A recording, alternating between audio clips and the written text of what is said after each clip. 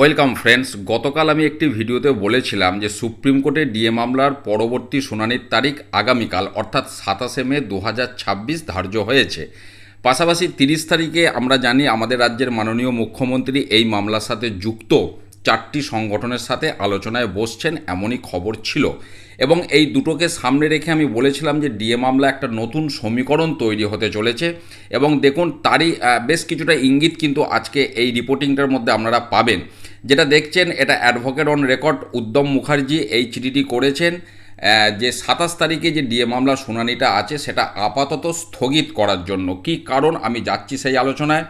এখানে দেখুন তিনি অ্যাকচুয়ালি সরকারি কর্মচারী পরিষদের অ্যাডভোকেট থেকে এই আবেদনটি করেছেন, মানে ওনার পিটিশনার হচ্ছেন সরকারি কর্মচারী পরিষদ।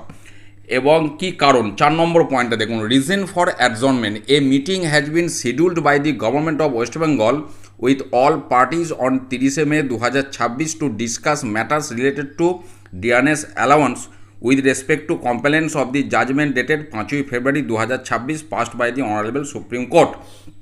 অর্থাৎ সুপ্রিম কোর্ট 5 তারিখে যে জাজমেন্ট পাস করেছে সেটা নিয়ে পশ্চিমবঙ্গ সরকার সমস্ত পার্টির সাথে একটা আলোচনায় বসছে 30 তারিখে, যে কারণে 27 তারিখে হিয়ারিংটা আপাতত স্থগিত করতে চাইছে।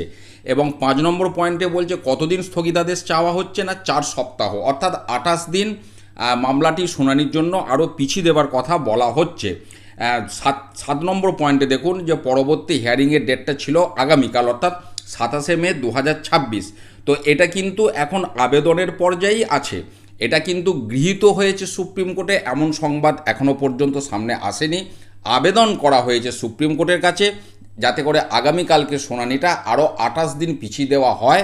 30 তারিখ রাজ্য কি আলোচনা করে সেটাকে ওনারা আগে একটু দেখে নিতে চাইছেন, এটাই ওনাদের উদ্দেশ্য। এবারে আমি যে জায়গাটা যাচ্ছি যে আগামীকালকের হিয়ারিংয়ের আজকে অফিস রিপোর্ট সন্ধ্যের দিকে বা রাতের দিকে পাবলিশড হয়। সেই অফিস রিপোর্ট পাবলিশড হলে চিত্রটা পরিষ্কার হবে যে এই যে আবেদন এটা গৃহীত হলো নাকি আগামীকাল শুনানি হবে। সেই আপডেটটা যখন যেমন পাবো আমি আপনাদের সাথে শেয়ার করব। আপাতত যে আপডেট পেলাম আপনাদের সাথে শেয়ার করলাম। ভালো থাকুন, সুস্থ থাকুন, ধন্যবাদ।